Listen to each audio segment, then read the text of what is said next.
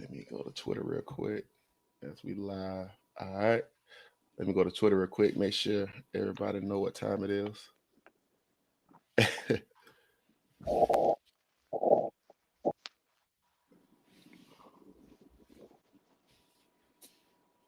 Should have had this shit ready to go this morning, really.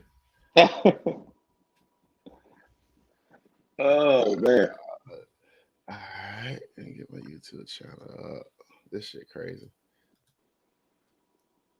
Yeah, man. Brandon couldn't even join us this morning. He had something going on. So I was like, don't even worry about it. I said, bro, we gonna put this junk out way too long. I like this has been going on for months now, bro. I said we can't. Because our schedule's been off, man, because of work. You know what I'm saying? I'm working and my kid. I was like, man. I know what that's like. My kid's still asleep right now, so he probably wake up in the morning time to where breakfast at. Yeah. All right, so I'm gonna put me live. All right.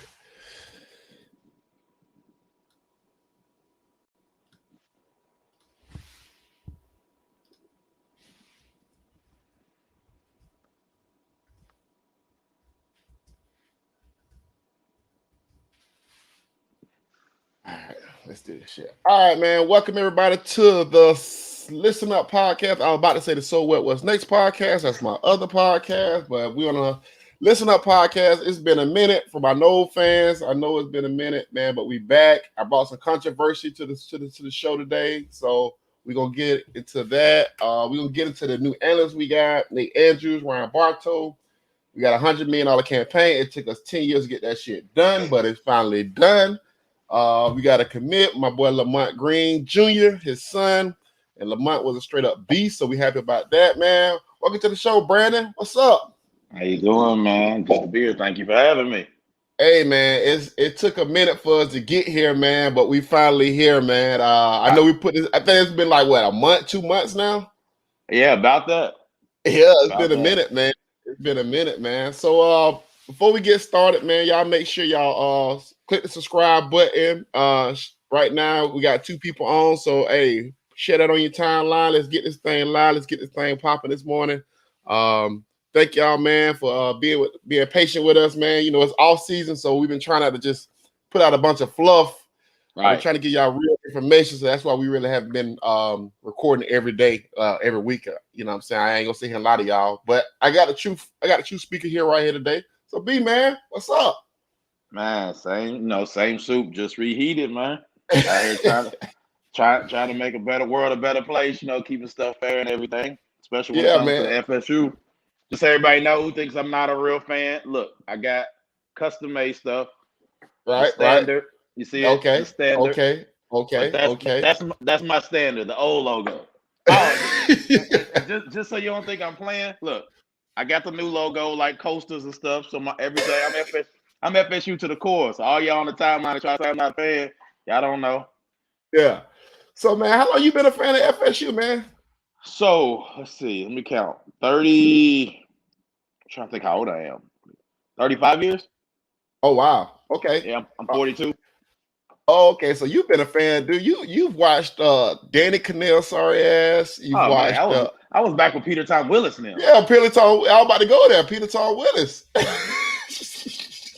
Yeah, I was a young buck. So the story of how I became a fan, because everybody always asks, because I'm not from Florida. Yeah, you from Louisville, right? Right. So when so my mom died of cancer when I was 8. So I kind of had to like get shifted around to different people in my family while she went for treatment.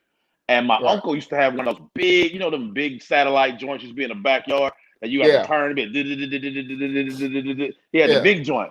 So, you know, one day I was like 7. I was playing on it and I was like turning the dial. And I saw like, you know, I was just now getting into football. I saw like a FSU game. I'm trying to remember who it was. I probably can't remember who it was. I just remember I loved the colors. And I was like, I told my uncle, I was like, I don't know this team, but these colors are cool because the garden and go.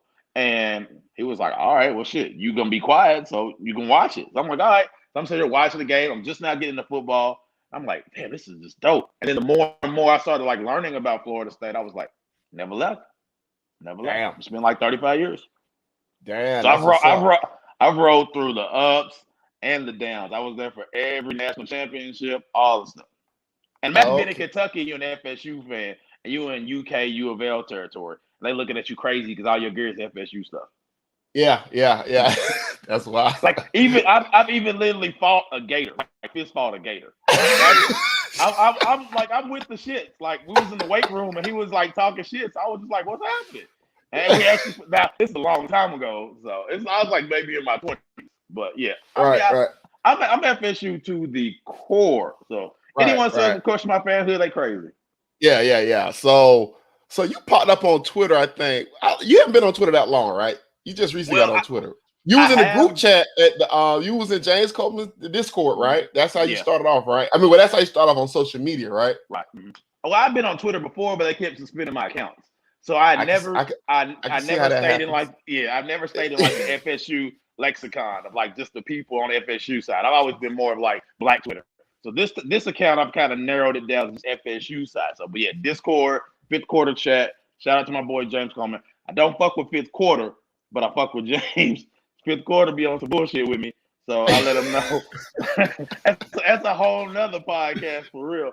But I fuck with James. So please go support James. That's my guy, my travel buddy. Hopefully he gets his stuff together. We can hit out of the country again soon. Yeah, man. Y'all don't call your boy. You know, I want to go to Puerto Rico and hey man, you got your passport, baby. Get your babysitter and book it. All right, that's a bet, man. I'm gonna take you up on that. And James, you know, James is a big friend to the show, so I always support everything Big Game does, man. He supports everything everybody else does. So that's my guy. That's my guy. Yeah, Sports Den, fifth quarter, everything he does, man. That dude, he's a real one. He does a lot for the community, man. Black guy. I really like James. He's my dude. Yeah, cool guy. So man, let's get into your before we get into the news of the week. Let's get into your grievances. Let's get into your Norvell grievances. Man, so, you sure you want to do it now? Because I can go.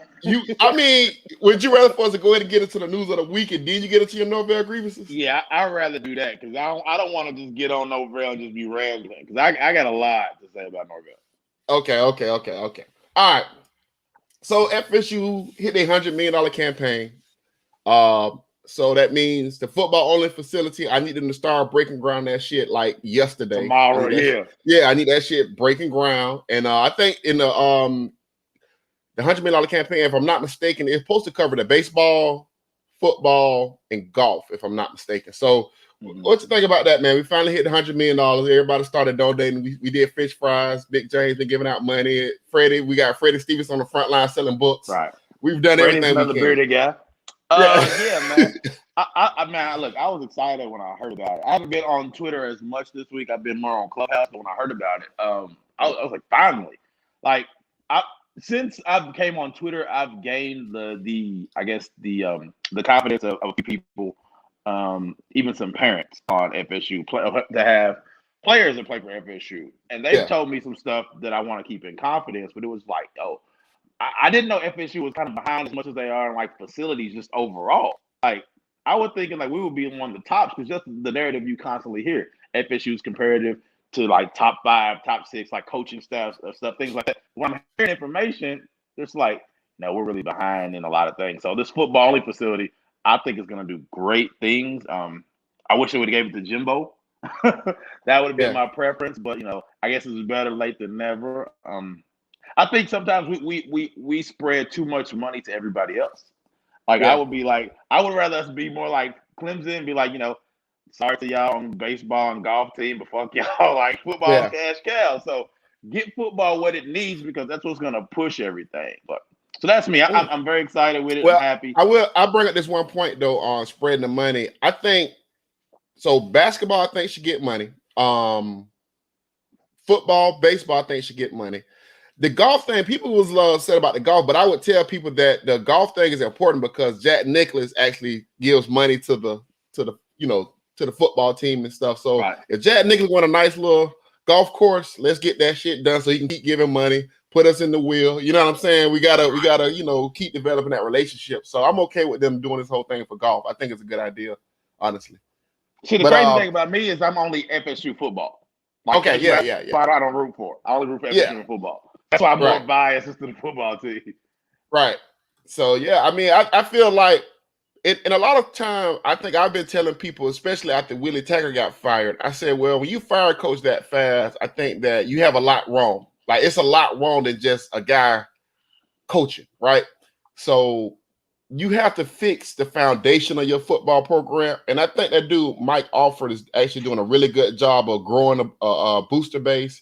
Mm-hmm. He's growing a grassroots movement with FSU right now. And that's what FSU didn't have before. We had a top-heavy booster base. And when you have a top-heavy booster base, they make the decisions.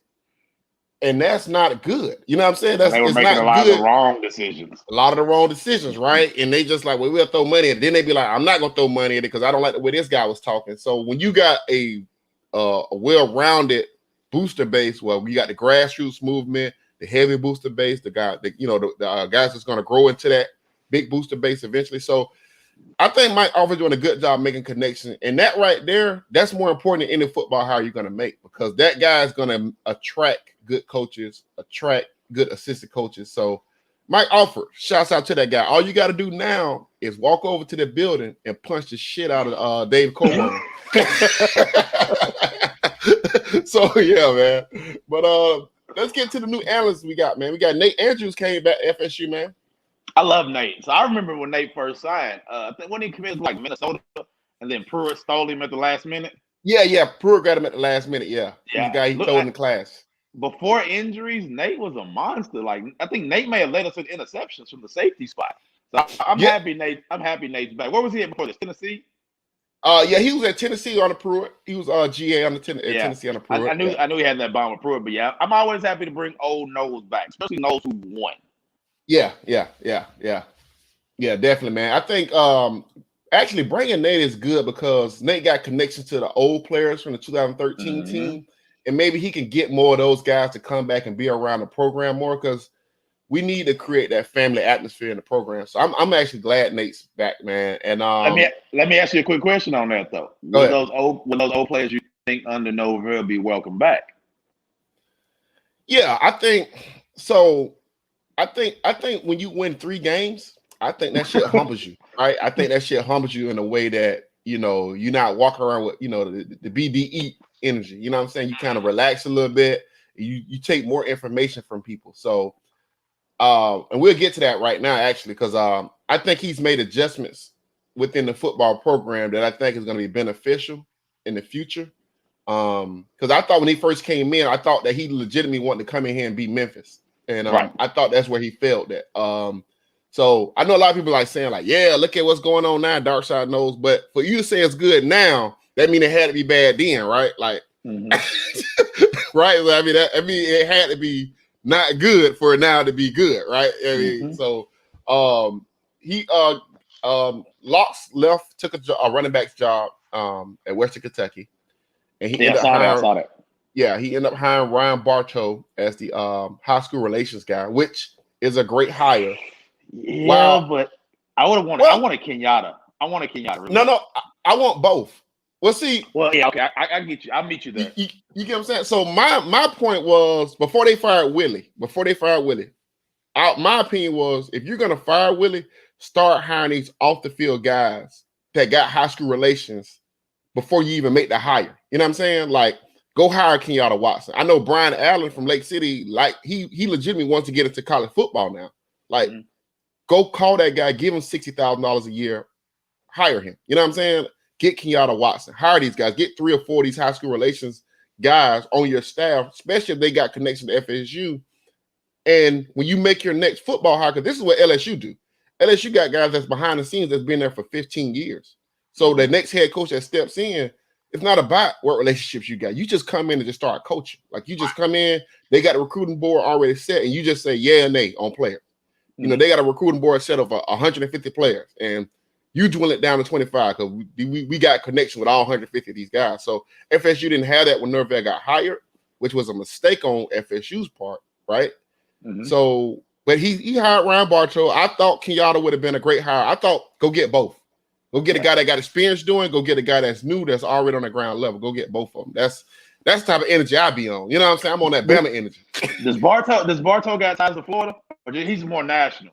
Well, Bartow has ties with Florida because he's a national guy. I mean, his whole job was recruiting. You know, his whole job has been a part of recruiting and getting it done. So Bartow has those connections. Miami, when he was at Syracuse, man, he had a lot of guys from South Florida on that team. So you know, whether you believe that he is, whether you believe he's gonna have us recruiting with Georgia and Bama, I mean, that's still unrealistic. You know what I'm saying? Right. But maybe he gets you in the door where you can grab a guy here, an undiscovered gym there, a gym here, a gym there. You know, maybe you find your Eddie Jackson. I think Eddie Jackson like a 2-star, 3-star when FSU was recruiting him. Man, and we had him under wraps. We didn't want nobody know about Eddie. No, you know what I'm saying? But that's doing your work. That's doing your work, though. You know what I'm saying? So, and Jimbo was really good at that. He found a lot of guys that nobody really was talking about. Then Saturday will come, you like Bjorn Warner. You'd be like, who the fuck is Bjorn Warner? You know what I'm saying? A first-round draft pick. First-round draft pick. That's who he is. So I think Bartow was a big-time hire, man. I thought Bartow was a nice hire. I would have liked the Kenyatta. I would like the both, like I said. I would like the both. You know, I'm gonna be biased. Go ahead. You know, with Kenyatta, we share a little bit of, you know, so I'm always be a little bit biased there. Right. No, Kenyatta's good at what he does. He need a chance, man. He need an opportunity. Like I said, plus, Kenyatta. He has Florida and Georgia relationships, I think, from what I've heard about it. He's got Florida and Georgia relationships on lock. So that's pretty much our nucleus base of where I think we need to rebuild from. I think I'll say that for my Norvell hate. So never mind. I ain't gonna well, if you go with somebody's gonna hire Kenyatta, and whoever makes that hire, you're gonna see a big change in their recruiting because Kenyatta carries a lot of weight in Georgia, man. That dude carries tremendous weight in Georgia. He's like Hova that's at UF right now. He's just gonna open the doors for you. You know what I'm saying? So hopefully Norvell hears this shit and go hire Kenyatta Watson. Like hire that guy. Like get a booster to pay him $50,000 a year. Like I tweeted Norvell. I'm surprised he ain't blocked me yet as much. It's coming, bro. They block everybody eventually. So. I'm like, look. Kenyatta was like, yo, whoever makes me this, I'm gonna be the best in the country. I was like, dude, get this guy. Norvell don't listen to me. When you get guys like that, and what happens is you get dogs on the staff like that behind the scenes, they be competing to get recruits. So they trying to find, you know what I'm saying? And that's how it was with Jimbo when he had Coley, Craig, and Eddie Grant. Like those guys are just going out like, nah, I got a guy. Nah, I got a guy. Nah, I got a guy. You know what I'm saying? You need dogs like that on your staff. And I think Kenyatta would have been great, man. No doubt. Kenyatta would have been great for real. So definitely. Let's move on. We got a D tackle analyst. I need them to actually make a D tackle hire. Like I need them to fire a defensive tackle coach.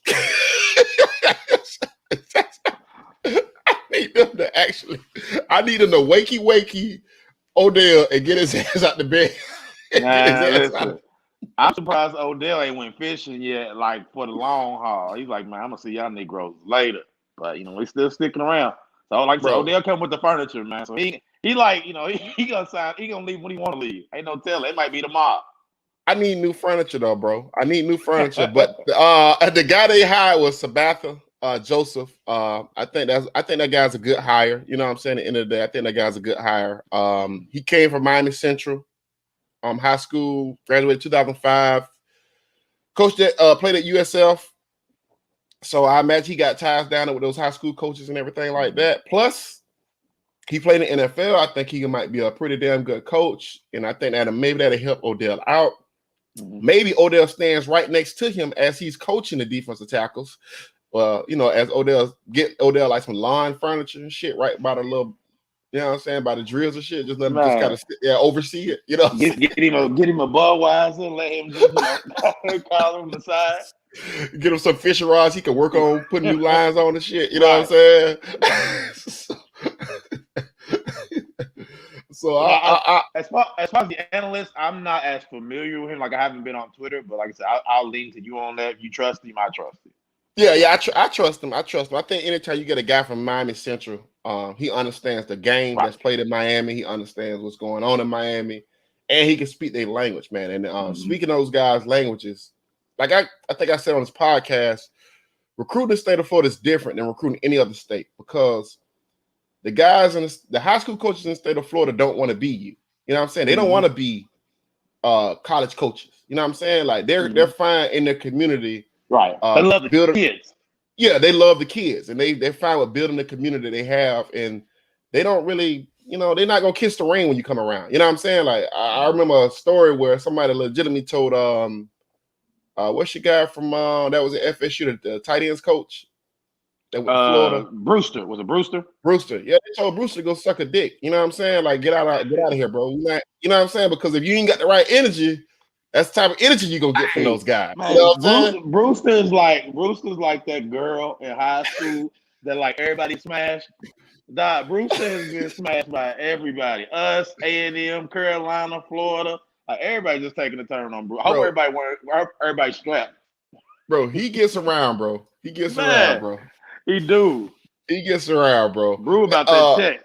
Wherever that check coming from, Brew gonna be there. Yeah, Brew gets around, bro. So yeah, they've cursed his ass out several times in Miami. So that happens, bro. Like I don't think he's actually invited back down there no more. Right. I know that they love Jimbo down there. Like Jimbo really fucked with him. So I think like Luke and everybody, Jimbo actually made it like known that like, yo, I know what I gotta do to get who I want. So I ain't gonna like try to big time you guys, whatever y'all guys kind of need. I'm here for y'all. So I think Luke really liked Jimbo. I don't know how we felt about tag. I don't want to go on the tag too much. I'm gonna save it. We'll get into that. But I think the thing with Jimbo that was Jimbo had recruited that area so long that the players came back to vouch for Jimbo. Like, and then the thing about this is the thing about this whole recruiting thing, and this is why I kind of have my little beef with Norvell. Even if you go down, let's say you go down to Miami, right? You don't have a lot of connections, but you go down there and you find a guy that's not highly sought of, that's searching for a scholarship, and you say, man, I can turn this DB into a wide receiver. I can turn this wide receiver into a DB, or right. You know what I'm saying? You get that guy a scholarship, and that guy turns out being pretty decent, right? Those high school coaches remember that stuff. You know what I'm saying? And Jimbo had done that so many times in Miami that Xavier Rhodes.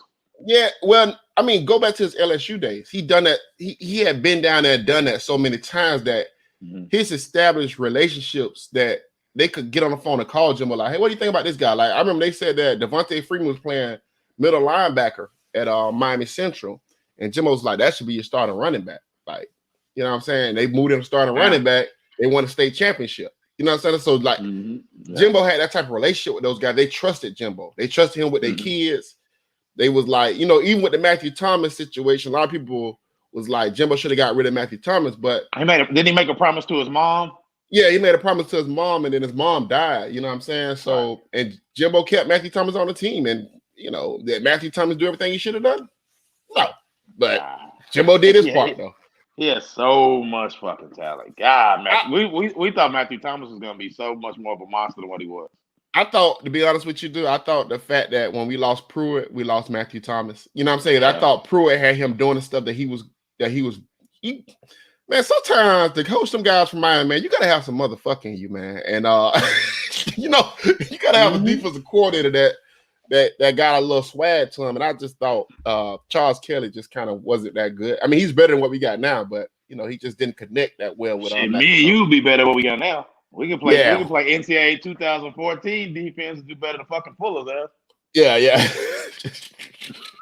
But I can't get y'all to triple this live, man.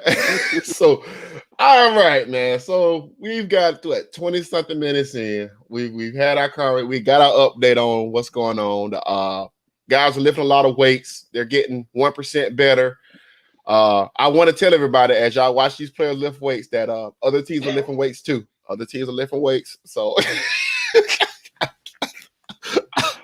I have to remind people of this after they watch this shit. So, how fans are, man. They get excited over everything. I know. Shirtless pics. Like, who we got his shirt off? Oh my god, you see it with the shirt off? Yeah. I remember they was in great shape with that first year on the Willie too. So anyway. So let's get into the Norvell slander that you got. I'm going to see him play the opposite side of this because I called Norvell out when I thought he was doing a lot of shitty shit. Right now, I'm gonna give him a pass because I think he's been doing pretty decent. But I'm gonna let you go first, and then we're gonna dive down it. All right, so let me go back. Now, I'm not an FAU fan. Okay. But I'm a Tiger fan. The reason why I've known Taggart since Western, not personally, but we've had like, well, we both used to maybe have had a fling or two in the past to kind of like we might be like sword buddies, whatever. So it's y'all called. sword buddies, okay? That Yeah, makes sense. That makes sense. So Okay, I knew got of you. Willie. So It's a special relationship. That's a special relationship, bro. When you can be sword buddies and not dislike each other, right? That's special. People don't know that though. You know what I'm saying? So yeah, so I was when Willie got hired. I think it may have been on my birthday in 17. It was 17, wasn't it? We hired Willie in 17. Okay, so I was it was 18. It was 17 December 17. Yeah, somewhere around that time. I was ecstatic because I knew what Willie potentially could be. Black head coach, predominantly black staff. Right. Florida with the Florida State logo behind him. I was like, if y'all give him what he needs, oh shit's about to get spooky. And that's why everybody was geeked. Now, along that road, did shit fall apart for Tag? Yeah, he did some fucked up shit. We know this. But in Tag's defense, Tag wasn't giving all the information and stuff that was going on. Niggas kind of got Taggart in on the slide. He got here, he was like, yo, right? He was like, this ain't right. Jesus wasn't white. So So yeah, I mean, but when they fired Tag, I don't know, was I in DR yet? I don't think I was. I was going to DR for my homeboy's birthday. So the whole thing about Taggart, I'm talking to James, I'm pissed off, and I'm like, everything was Stoops. So I'm like, all right, you fired Willie, I'm fucked up about it, but if we get Stoops, I can see it. We did all this shit, all that motherfucking money to get motherfucking Mike Norvell, and this nigga came in with this Trapper Keeper binder and won over everybody. I'm like, nah. I should saw me looking at my phone like, I'm like, Norvell, like, who is this motherfucker? So, all right. To make a long story longer, my issue with Norvell came. The first thing was the lie. And this is kind of why I got kicked out of fifth quarter. Because I was like, when he lied and Marv called him out, when the whole national media kind of jumped on that stuff, even with Bomani Jones, Bomani was like, this is true, y'all got to get rid of it. Like, you can't lose the team before anything even happens. Right. Granted, everybody's swiped that shit under the rug. I'm like, damn. Like, I live in Louisville, so I was at all the Breonna Taylor shit. Like, I know what went on, like, shit that the news wasn't showing you. So this, I'm like, this is real. This is real shit to our left. And I'm seeing all these fans sweeping all this shit under the rug like, ain't no big deal, ain't no big deal. I mean, hell, they did that pretty much with the Noose and Taggart. When the news came out, I mean, you heard about that for what, a couple days, and it was like, nah, couple hours actually. Right. The lemonade stand, hush. Anything that was negative, we just like, yo. So a lot of my hate for Norvell is generated a lot from the fans as well because of the hypocrisy of what they did. If you juxtapose Taggart against Norvell, the exact same thing you fried Taggart for is the exact same thing you're making excuses for Norvell for. So in that case, what's the difference between the two besides their race? That's why I was very to me, it's racial. Now, is everybody racist? No, but you can't if you can't give me a specific reason as to why you have difference in opinion. Taggart won more games. He had to deal with the APR, all that shit. Norvell came in. Yeah, he had COVID. Big whoop-de-doo. They didn't have a spring, like you said about weights. Nobody had a spring. So all these excuses are being made, and it's just like, no, this is pissing me off because y'all are not being consistent. Y'all are not what? Keeping the same energy. Right. So, okay, I understand that. The thing about Norvell and this is something though, but I mean, I guess we're gonna get into some race relation stuff. So everybody buckle up for this. But I'm be real with you about something, and I've learned through the last year. Well, a year since George Floyd. Has it been a year since George Floyd died? It's been a minute. George Floyd was March of he was March of this year. March of last year. 2019. Yeah, 2020. Yeah, 2020. I'm sorry, 2020. So I think the big thing is white people have like a lot of what they call race ignorance, right? It's just a lot of stuff they don't understand about race, right? They don't have to, they're not defined by their race. They're not defined by it, right? Now I'm gonna get into this conversation. Hold on, okay. We gotta give him a pass now. No. I'm not gonna give a pass. What I'm trying to say is I think to him, George Floyd dying was just like another black dude dying. You know what I'm saying? Like, oh, okay, well, that's bad, not good. Nobody should have done that. You know what I'm saying? It's like a kind of like, I don't like it, but I'm a football coach. What am I supposed to do? Right. So,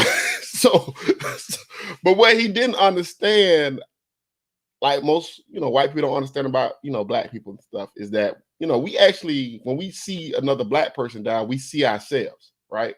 We see ourselves. They don't see that. They just see, they be like, well, why did it happen? Because nobody just dies for no reason. You know what I'm saying? So I don't think he saw, and what he did was he, like a good politician, tried to take the opportunity to make himself look better. You know what I'm saying? And when he did that, he got called out. I can't hear you. You stopped. You froze. Hold on. I got everything looking good over here. You froze. All right, you back. You back, man. You back. All right. So I heard football coach. Last thing I heard was football coach. Yeah. Well, he's a football coach, right? So he looked at the George Floyd situation like, I'm a football coach. This looks bad. I don't like it, but what can I do? I'm a football coach. Then he saw a political way in which he could make himself look good to the other. Because anytime a coach makes a statement, he's making a statement to his team. He's making a statement to future recruits, right? So then he took the opportunity to try to make himself look good in light of this terrible situation. You know what I'm saying? Because he don't understand how bad the situation is. Like, he really don't get it. But he's like, hey, I would just say, I talk to everybody, right? So he sends out this message that he was like, this white savior. You know what I'm saying? So, and he got called out. Like, and this is normal shit for white people. This is very normal shit that they do. Right. so it's like, I had like the George Floyd thing had like the white dude asked me, say, Sam, how are you feeling? Is everything okay? Is there anything I can do? I'm like, hey man, I don't actually need you to save me from anything. Okay. Calm down, back up. You know what I'm saying? Like I'm a little raw. So that kind of messed him up. So then after he did that, what he didn't understand was those players had just had a black coach that really fucked with them on a certain level, right? And they watched that black coach be systematically fired from his job because of people like Norvell. You know what I'm saying? People like Norvell went above and beyond on reporting. I heard things said that about Willie. I heard things about Willie that I never heard about a head coach before. And I know that all head coaches do it, right? Like I heard something about him smoking marijuana, right? Now this is out like in the public. People talking about Willie smokes a lot of marijuana. And I was like, that's weird that y'all keep saying that because a lot of coaches do cocaine. Right? Nobody talks about that. Right. So allegedly, our coach does it. Allegedly. Hey, I'm not getting into that conversation, but I'm just saying these coaches do drugs. Like people on Wall Street, they do drugs. Very successful people do drugs. All right. So why is this? So they were shaping a narrative to get Willie out of there. You know what I'm saying? Mm-hmm. And the players watch that, and the players are still raw from that, and they don't know you. And I thought what Norvell, and to be a good servant, you have to be of good service to people. And I think he didn't realize that. You know what I'm saying? So I think it took him a whole year of watching players lay down in games, not want to hear what you got to say. And I think he wanted to take a whole like break it all down to the ground type situation and rebuild, because he was never going to rebuild the trust with some of those players. Like once he did that, it was. And you can't really blame some of those players either, because it's like, bro, who are you? Like, you know what I'm saying? So I think that had a lot to do with it. They had a lot to do with it. And I talked to a couple of people about it, and every now and then it'd be like a little lie here, a little lie there, which some of these lies was kind of like normal lies from head coaches. But because of that one big ass lie to those players, it was like, dude, are you always going to lie? You know what I'm saying? So it was important for him to not get rid of players, because I personally believe that he could have came back from it, as far as he had a whole year to develop those relationships with those players. Mm-hmm. And, so that's one thing about it. So what's your other groups with Norvell? All right, so just to go back to that. Like again, I heard he made some changes too. I've heard he's made some way in which he interact with people changes. So I've heard that. So like I said, the whole hoodie earring. You see, I got my hoodie on in defiance of Norvell. The whole hoodie thing, I think is corny. The earring things is corny. The headphones things is corny. Again, but that's geared to gain white support. It's like we're getting these black kids in line. They're not gonna do anything wild so you can be proud of them. You know, you're never gonna want them to date your daughter, but hey, we're gonna like James always says, you're the type of football player where a coach wants you to date my daughter, you're not a player. So, right. Yeah. Again, a lot of this is fan driven. Now, as far as like the whole thing, like with Marv, I wasn't mad at Marv. Like I get it, because Right. you don't get to do something in public and then ask me to check you in private. Right. Like you went public with this. Like Right. you didn't have to say nothing. Like you could have Right. went like whatever. But you, like you said, you tried to white knight everything. You got called out. So then when the fans got pissed off, they like, well, Marv should have never did this in public. And I know why that was. It was because he embarrassed a white guy. He called a white guy on a lie. As a black person, you're never supposed to do anything that pisses off or embarrasses white people. So when Marv did that, people got pissed off because you can't you can't get away with this. You saw people even try to say it wasn't that big of a lie, or you saw the people try to give this try to fit this into a certain narrative to like it wasn't as bad as it was. From what I heard, it really was. Like, that really fuck with players. One thing about kids that age, especially black kids, once you're a white man, and I may not have any experience with white people outside of like playing football. Like in my neighborhood, they may not be white. There's no white people like giving me guidance in my life until I become like an adult. So once you do that and you lose that trust, you ain't getting that shit back, because they've already heard it their whole time in their life. White people. I mean, we know the history that's going on in this country. So I don't blame Marv. That just pissed me off when the fans kind of like tried to. Again, everything to me is like, I don't know Norvell personally. His stuff on the field I got issues with, but like the fans pissed me off, because you can't have this black football team, and root for them on Saturdays and then try to like shit on them the other 6 days of the week when they do things that you don't like, that you probably may not understand. Right. But what that is though is fans have a weird relationship when it comes to player towards organizations and coaches. It's a weird dynamic there, because fans have no problem with players being consistently shitted on.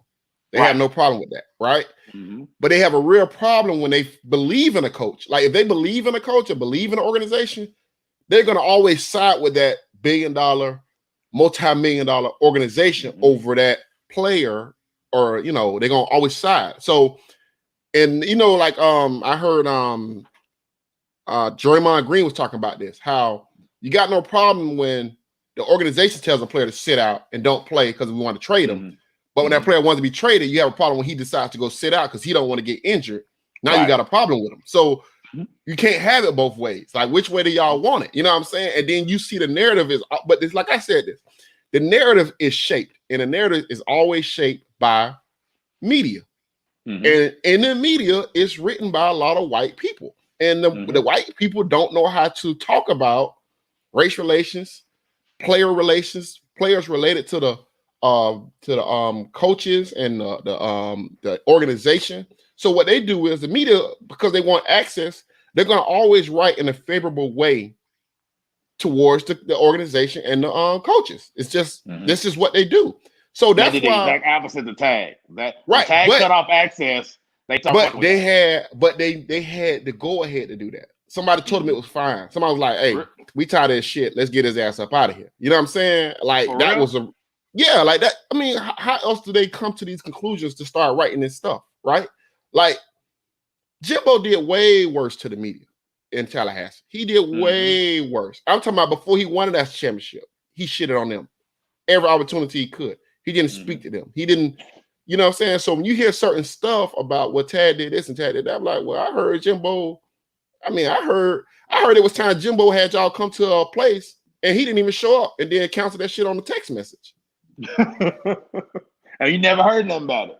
That shit never came out though. You know what I'm saying? So I think that it becomes this thing where you're giving the go ahead to shit on a coach. You're giving the go ahead. Like, believe me, if Norvell wins 4 games this year, 5 games, a booster's going to say, go ahead, let's start shitting on him now so we can start shaping the narrative. And that's how this shit goes. Yeah, the narrative has to be, to fire a coach, you have to shape a narrative.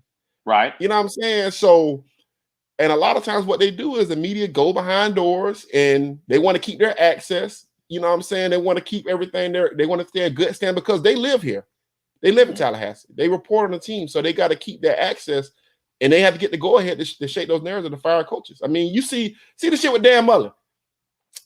Somebody's told them it's okay to start shitting on Dan Mullen. You know what I'm saying? Like somebody's giving them that go ahead because it makes no sense for them to start shitting on Dan Mullen. But Dan Mullen wins enough games that they have to quiet that shit down. You know what I'm saying?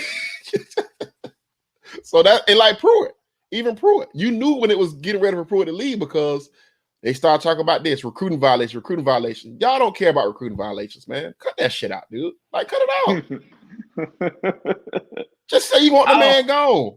I didn't see. I'm a little different with what you saying. I don't think if Norvell wins 3-4 games this year, I still don't think anybody says anything. I think they've hitched their wagon to this guy, and if he fucks up, bro.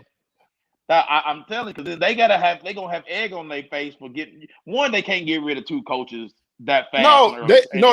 They won't fire him, but they will make sure he's cemented firmly on the hot seat the next year. They will make sure he's firmly sitting on that hot seat by year 3. If he doesn't win enough games this year, I promise you, they want to make sure that in your mind that you're going to say, okay, he needs to be fired if he loses 5 games the next year. You know what I'm saying? Like, so they can make the same mistake twice.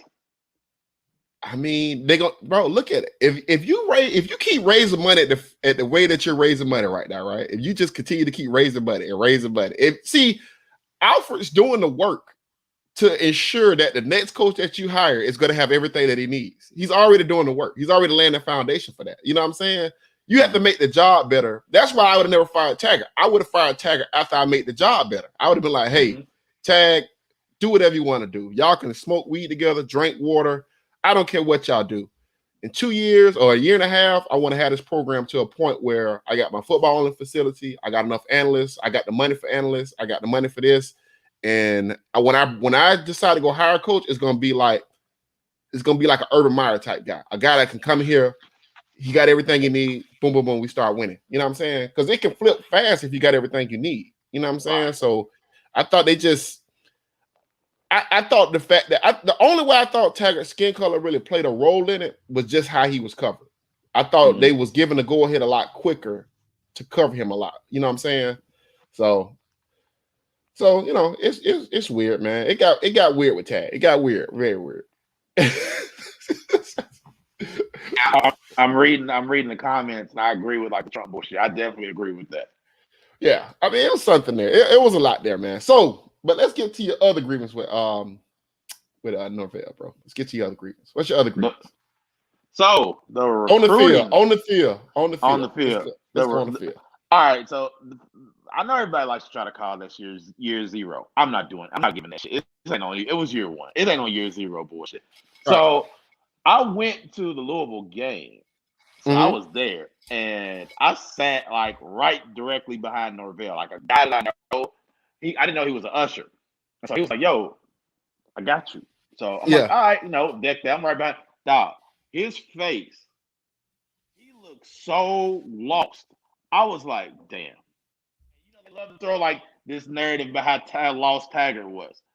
Norvell's the exact same way. Now, he had this blank look on his face. He wanted to be anywhere but in the city of Louisville, Kentucky that day. Right. Also with this recruiting class to me. No. If we Taggart, even if you didn't like Taggart, his third recruiting class would have shitted on Norvell's first one. Right. It would have shitted on this one he just got. This is still Tag 5-win Tag. Imagine giving Tag the time now, because what I heard in year 3, what was coming in, who we had possibly coming in from a lot of people that I trust, it would have been some all right shit. So, right. But this narrative with all these transfers, like we could. I mean, everybody love. I'm president of Jordan Travis Hive. I was the first guy on Jordan Travis. James will tell you this. I was in all the groups like, yo, Jordan Travis is the guy. As soon as Gary, give him the ball. Give Jordan Travis the ball. They were like, nah, you crazy. I'm like, no, this is the guy. I saw him play at Louisville. I talked to Louisville boosters. They were mad as hell he left. He was going to be the guy. So now to hear this narrative about how McKenzie's going to come in and just take everything, nah, man. Listen, I'm gonna go on record saying this: if Mackenzie Milton wins a starting job, Jordan Travis should transfer. Go play somewhere else because they shitted on you. And like for what you without Jordan Travis, we don't get 3 wins. We're winless. We're winless. Yeah. So yeah. You got to give him that respect. It's the fact that he made us respectable in a lot of games that would have been a lot worse had Jordan Travis not been here. Yeah, that's true. So with Milton, like we've never really seen him. Like you saw, I know the 1 second video that what's his name posted had everybody pissed off. That shit was hilarious because they flipped. But you saw him running, and he looked like he was struggling. I mean, I'm sorry. Even though we got time to like the season. He doesn't look like he's anywhere near 90% like they were saying. So he hasn't played football in 3 years. Again, whatever. Mm-hmm. The other transfers that everybody champions, I think those were probably like 3 stars. I like the Johnson kid from Georgia. I like the running back from Auburn. Everybody else, I'm struggling on like Robinson from South Carolina. As long as he's not in coverage, he's all right too. Now in coverage, he's barbecue chicken. For right now, I mean, just from the number. So, this isn't a Florida State roster to me. I'm sorry. Now everybody's excited about 22, I think, and 23. Yeah. Mm-hmm. I can't think that far ahead. I can't. I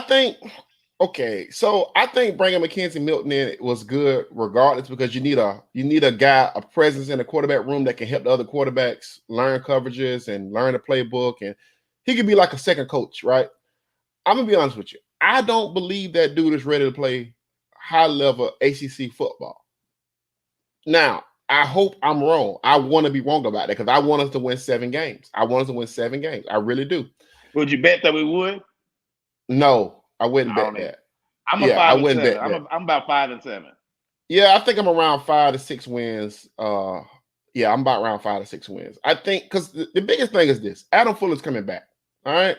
So if the ideal is that we're going to be in shootouts with that offensive line, and even though people say the offensive line played well last year, I would say that they played well in moments with an offense that was designed to just run the football.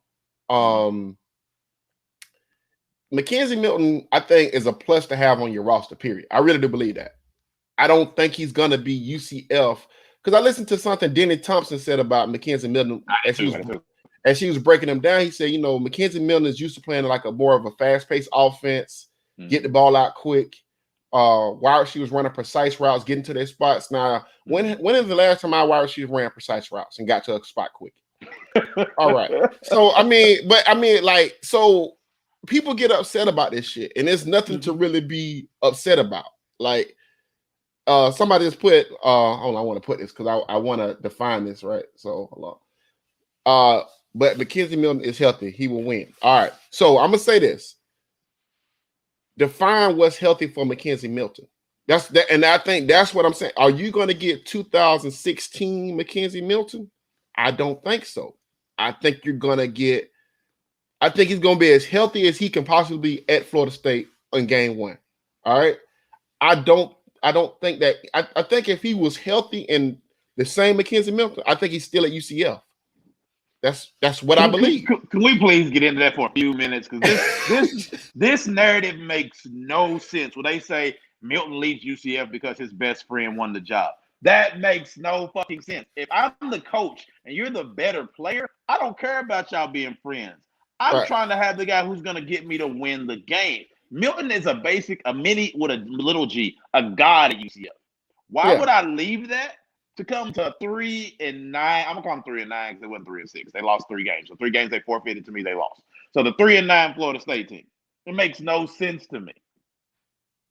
Mm-hmm. Yeah, I don't believe that narrative. I think he would have stayed at UCF if he was healthy. I think they told him this guy's it's better than you right now. And but let's say this though, Mackenzie Milton at FSU has all the opportunity in the world to win the job. They're going to give him every opportunity to win the job. I don't think he had every opportunity to win the job at UCF, but it's still good to have him on the roster. I would rather have him on the roster than not have him on the roster. You know what I'm saying? So I don't down it as much as everybody else does. Would you rather have Milton or alternator? Yeah, you know what I'm saying?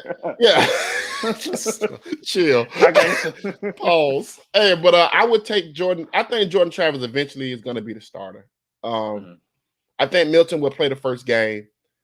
I think we'll see some type of hybrid of Milton and Jordan Travis. And I think eventually, as the season go on, I think Jordan Travis would be like the stable starter.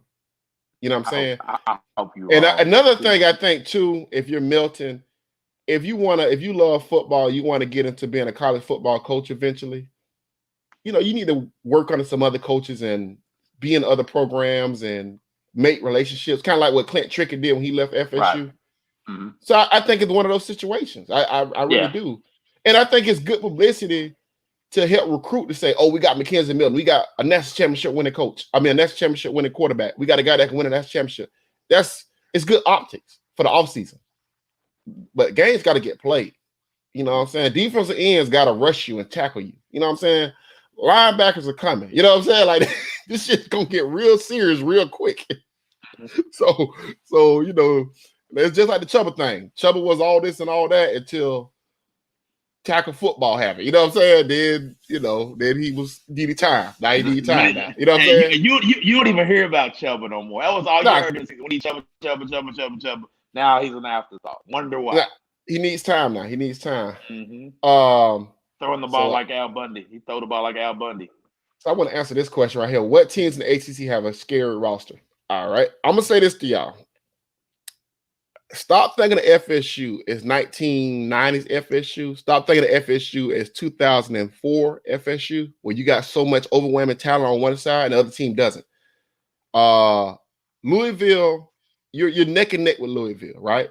Boston College, go look at Boston College. I'm not trying to say this shit to be funny. Boston College have a good quarterback, a good offensive line, a good defensive line. They was legitimately in a game with Clemson and had a chance in that game. You know what I'm saying? Like, we got to go there in the cold. We got to go there before we go to Florida. Those are two losses. Like, unless their quarterback gets hurt, those are two losses. You know what I'm saying? So I'll run it down with you. UNC's going to pay back shit, and we got to go to UNC. That's going to be a loss because Sam Howell's about to get an ass pause. Right. NC State, they get their quarterback back. We got sliced up with Bailey Hockman. So now they get their real dude back, even though they come here. We go there. We go there. So, and then another thing with NC State has a really good strength and conditioning program. Like, NC State put a lot of players in the league. You know what I'm saying? So what I'm saying is the work is we're not a top level talent team with bad coaching. We are a bad talent level team with decent coaching. So we're like every ACC team. We are going to be in toss up games every week. So there isn't a gimme on the schedule. We've upgraded the staff to decent now. We're calling them decent. I'm just trying to be optimistic with the fans. I don't want people to know. You know what I'm saying? I want to be optimistic. Like, I think, for me, I think the offensive side of football, coaching wise, isn't actually that bad. Like, I think Norvell does a lot of good shit in the run game. I think his passing game leaves a lot to be desired. You know what I'm saying? But his run game, I think, is really good. You know what I'm saying? I think Alex Atkins is a damn good offensive line coach. We were lucky to keep him this year. You know what I'm saying? We were very lucky. I think Ron Dugas might be averaging the day as long. That's scary. You know what I'm saying? But we don't throw the ball well anyway. So what? So I thought the tight ends, in my opinion, with the talent that we did have, which we didn't have a lot, I thought the tight ends played well last year. You know what I'm saying? Yeah, I like Cam. I like Cam. Yeah, I thought the tight ends played well. But the problem is when you look to that defensive side of the football, you lost a lot of talent, man. Mm-hmm. And those guys did not believe in that coach. The guys that was on the roster did not believe in that coach. The younger guys still do not believe in that coach. It's a problem. It is a problem when a defensive coordinator is not involved in certain meetings that need to happen with individual players. That is a problem. You heard that too?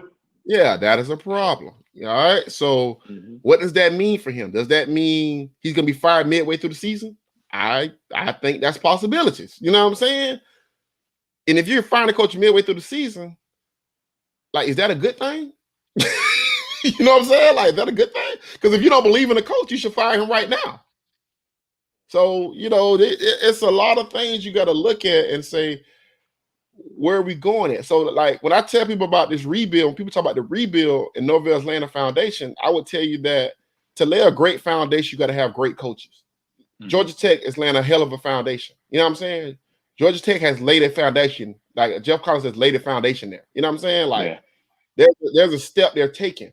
Boston College laid their foundation last year. We haven't quite laid the foundation yet. We got concrete outside. You know what I'm saying? We got some concrete, we got some bricks and shit, we got some grates and shit. We got to get the shit laid. And I don't know what that looks like this year. I don't know if that gets completely laid this year.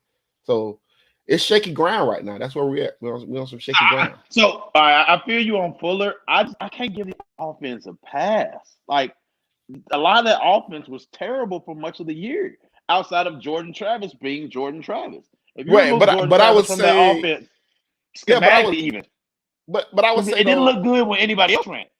Yeah, that's true. But I would tell you that I have last year they should have been winning on defense last year. They had enough talent on defense that you should have been able to say, hey man, get me to 26, 28 points, and we should be in the game. You know what I'm saying? They scored points. They moved the football with a bad offensive line last year and really bad wide receiver play. You know what I'm saying?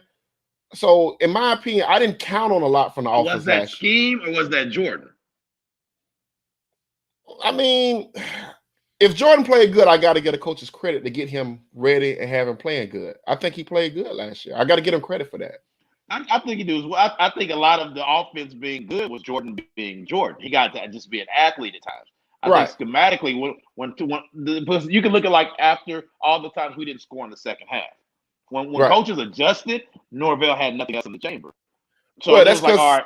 That's because of your talent, though. Your talent doesn't allow you to make the adjustments that you want to make on offense. You know what I'm saying? Like you don't have it's easy to make an adjustment when you got Donovan Smith and you got Waddle. It's easy to make an adjustment when you got Kyle Pitts and Little Tony. You know what I'm saying? Talent is what creates adjustments. Because think about this. Before 2013. Everybody felt like Jimbo didn't make good second half adjustments. Mm-hmm. But then once you put the quarterback there and the talent there, the talent had matured. Oh, now you can make all types of adjustments. You know what I'm saying? I tell people this all the time. The best team and the best coach, they win pretty much 95% of every game. Like point blank period. This is not a who wants to win more. This is about talent. Do you have enough talent to make the adjustments? Because if you got enough talent, if you got Dalvin Cook, you can make adjustments. But if you got, you know what I'm saying, Jermaine Thomas. Dalvin was going to be Dalvin. So you can try to adjust how you want to. Dalvin's still going to be Dalvin. But you could run with Jordan. But you could do so much more stuff with Dalvin. You can run counter, inside zone, outside zone. You could do so much stuff. Some guys can't run inside zone, outside zone. Some guys can't read blocks like that. I mean, like Cam Akers, for instance. Cam Akers is not really, he's starting to develop that in the Rams. But the way Taggart ran Cam that last year was exactly what Cam was. He was a guy that bludgeoned you to death. You know what I'm saying? He finds a gap, hit a gap.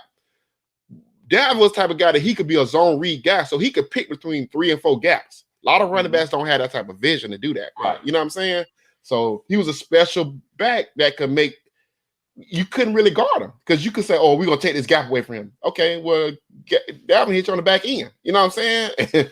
And he was setting you up half the time. So it's all about talent, man. And if you got a Rashad Green who can run every route in the route tree, guess what? You can make adjustments in your passing game. But if you got Tamarian Terry who only can run a go route on the right side of the field, what adjustment can you make with him? You can't. I mean, you just can't make an adjustment with him. I thought Tad did a good job. I thought Tad got the most out of Tamarian Terry. Mm-hmm. You know what I'm saying? I thought Norvell came here thinking Tamarian Terry was Randy Moss or somebody. It's not who he was. It's not who he ever was, you know? So you have to know your players. You know, they did a bad job. What do you think about the offense in 2021 then? You think it's going to be the same, better? If Milton's at the helm, what do you think this offense is doing? It's probably like points per game wise.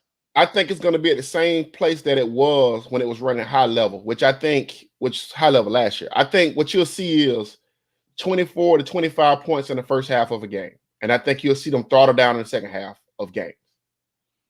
I mean, that's what you're going to see. So you're going to have to Norvell's going to do exactly what he did last year, right? Score early, make special team plays, you know what I'm saying, to create more advantageous positions for his offense. He's going to do the same exact thing he did last year. I thought he did a good job coaching that offense. I thought they did a good job coaching the offense and special team. He got to get his defense to stop being a sieve. You know what I'm saying? Like, What they need to focus on this year on defense is being the best red zone team in college football. They need to make teams kick field goals. That's what they need to do. And they need to go for it on fourth down every single time they get a chance. Like, once they get past the 4, they need to go for it on fourth down. They need to steal possessions. They need to make teams kick field goals, and that's how they're gonna win football games. That's loser shit. That's like loser shit. But that's where they at. That's what they got to do. I'm scared, bro. I'm scared because listen. What happens if Milton's not mobile? That offensive line, it's pretty much the same exact offense, except for you're taking out Terry. I guess you're putting in Parchment, and you're switching out Milton for Travis. I don't think that's very much of an upgrade, especially if Milton can't move. Well, I think Parchment in this offense compared to Terry's offense, Parchment would be an upgrade in this offense. Now, I would tell you that I would take Terry as a football organization. I would take Terry over Parchment. You know what I'm saying? But in this offense, particular, I think Parchment is a better fit. If you get what I'm saying, like you can like Norvell wants to move a wide receiver, his best wide receiver, around the football field and create mismatches. You know what I'm saying? Mm-hmm. Terry can't do that. Like he just doesn't. Like if Terry would have played on the Jimbo for all 3 years, I think he'd have been able to do that by his senior year. You know what I'm saying? Mm-hmm. He never got developed in that way. Willie didn't have enough time. Like Willie was just like shit.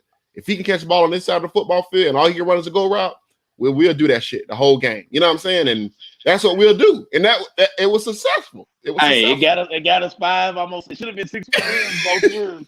Right. So it was successful, but Parchment can do a little bit more. So I think with Parchment, you'll see better numbers out of Parchment. Does that mean Parchment's going to go higher in the draft? No. It just means he's going to be a good college wide receiver. That's it. You know? Who do you think's on the other side? And I'm be honest with you, I don't really think it actually matters because Norvell does this thing where he does like a high volume amount to his wide receiver number 1. So if Parchment catch 60 passes, the other wide receiver catch like 20. You know what I'm saying? So it'd look something like that. Like it'd be like 20, 20, and 5 and shit like that. So you think Keyshawn gets back to who he was, or do you think Jordan? See, I was a huge Jordan Young fan. Like I love Jordan Young. I think he has the best hands on the team. But for some reason, he's just not being what we thought he was going to be. When you watch the amusement park tape, it was like, this nigga's like Minnie Mouse.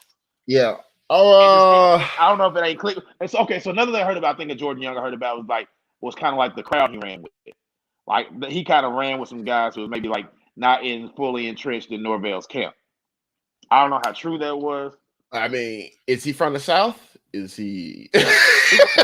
So yeah. I mean, he might have had a problem with Norvell. Jordan Young.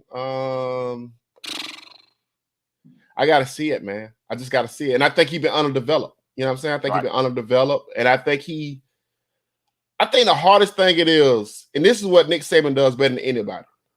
He gets guys to understand the opportunity in the moment when they first get to college. You know what I'm saying? A lot of guys, they take them a year or two to understand, like, no, this is money. Money's on the table. You know what I'm saying? You got to go get your money. Nick Saban gets them to understand that. I think we've had some guys, and I blame the organization. I don't necessarily blame coaches on this. I blame the organization because I feel like you got to set up a professional atmosphere. You got to set up an NFL professional atmosphere on your big-time college campus, and people need to know the shit real. You know what I'm saying? And I think a lot of guys hang out, drink, party, talk to girls at Tallahassee when they first get there that first year and a half, and they realize, oh shit, I'm a junior. Now it's time to step up. You know, and by that time they getting passed or they're on the same level as a true freshman that somebody's hyping up that's not that good either. And it just becomes a big mess. So hopefully he takes the next step. You know what I'm saying? Hopefully he takes the next step. I mean, we don't have a lot of high level guys. I mean, it's just not a lot of high level guys that's in high school. They tell us this is the greatest transfer class in history. Yeah, it's not a lot of high level guys. You know what I'm saying? These are guys that if you put them at Boise State, they'll be playing in 3 years and they'll be making plays, and we'll be like, that's a great player. But we need at Florida State, you need guys who are ready to play by their sophomore year. By their sophomore year, you need guys that's ready to start contributing. We got guys that's way behind in development. You know what I'm saying? It's killing us, to be honest with you. It's hard to be behind, even to be close to like Miami, to see Miami being on an upward trend and just like where we at, man. I'm not used to that. I'm just not used to that. Yeah, but I mean, Mark Richt put some things in place there before he left that it works. You know what I'm saying? It works. So that's what I say, man. But yeah, we had an hour, man. I normally don't never go this long. You got anything else? Nah, man. I appreciate you having me on, man. I'll be back terrorizing the timeline. I just hope this year we win some games because if not, I'm gonna make a lot of y'all block me. So if we come out and we don't go to another bowl game, right, you're gonna block me. I'm being y'all ass. Pause. Like I'm reminding everything that y'all say. I'm screenshotting. So Bibby already blocked me. I don't know why. I thought me and Bibby was cool. I guess he couldn't take the trolling. I think I might have trolled Bibby too much where he got a little upset in his feelings. I like Bibby. I think he was a little bit too capey for Norvell. Like, come on, dog. You on payroll? Like, you doing a little too much. Like, now they got you out here. Like, if you get some bread, I understand, Bibby. If you ain't getting no bread, you doing a little too much, dog. Well, you know, a lot. What happens on social media is like people jump into a camp. And like whatever that camp is, they jump into that camp. They don't want to get out of it, right? Mm-hmm. So like, you know, they got people like, you know, supposedly the dark side knows, which I don't understand people because like Post and Grimes, if you actually talk to Post and Grimes, they're rational. Like they really, they're probably the more rational fans on the timeline. Like when it's good, they'll say it's good. When it's bad, like I got a podcast episode with Post and Grimes. I swear to God, if you listen to this episode, Post and Grimes, they like everything they said really happened. You know what I'm saying? See, I fuck with Darkside because of the jokes. I'm always gonna be here for the jokes. Yeah, the jokes are the jokes. I'm going where the funny niggas at. Yeah, the jokes is the jokes at the end of the day. And people get upset. Like people call me negative, which I'm actually really not fucking negative. I just be like, that shit look bad. That's like, and now you got fans saying Norvell's doing a great job. So was he doing a bad job before? Or is he like which one is it? So we was right before. So where's the barometer for greatness though? Like where's your great and where's my great? Like right. There's no consistency when it comes to Norvell, and it's like anything that he does, it's just fantastic. He gets like a kid to get a call on a Zoom call. Norvell's changing this around. Like we didn't even talk about Lamont Green. Oh man, I'm happy about Lamont Green. I need him to hold on to this legacy because I need him to hold on to Brandon Bradley Jennings last year. I need him to hold on to Bradley Jennings. Like people keep saying, damn, we going. Don't worry, I'm gonna cut it up in like separate clips. But people keep saying, if anybody's questioning Norvell's recruiting, then he just showed you shouldn't question it. Well, Bradley Jennings really decommitted and went to Maryland. You know what I'm saying? That really happened. You know what I'm saying? Like Luke Altmaier really decommitted and went to Ole Miss. You know what I'm saying? Like this shit really happened. This shit happened in real time. That's you know a legacy, and that's somebody you had a very long relationship with. And right. At the end, he was like, you know what, I ain't fucking with you. And the guy Chemo, the offensive lineman that you identified, that guy really decommitted and left the class. You know what I'm saying? We turned into Florida fans on that one. Like we really didn't want him. We didn't know how good he was really gonna be. It was bullshit. Yeah. So I mean, we really have to kind of like parse and pace all this shit together. So when you look at his whole body of work of recruiting, he is a very average recruiter. He's not a great recruiter. Now that can change. But right now, in my opinion, until these guys sign that he's getting committed, I can't jump up and say hooray. I can't do it yet. You know what I'm saying? 2023 is too far. It's too far down the road. Now, I think Lamont Green is going to stay. But I will warn people about this shit. There's a game in recruiting. And the game is I'm gonna take a commitment from this other school that people talk about, FSU, Florida, Miami, Tennessee. That's gonna put me on a radar to guys like Georgia, Bama, Clemson. And if they come in and offer me, I'm gonna take their offer. But I gotta get myself on a radar first. I gotta hold a spot somewhere. Right. It's like when you been on a snide with fucking chicks, knocking chicks down. You have to go find a street buster, somebody that can bust the street so you can get back going again. So you hit somebody that you know gonna let you hit. Right. Normally that's a fat chick.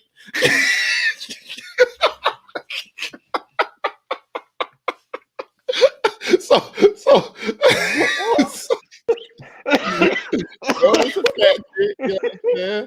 Butterface. It might be a Butterface. You knock her down, and then next thing you know, it's raining again. You know what I'm saying? Chicks are flying in from everywhere. So sometimes recruits do that. You know what I'm saying?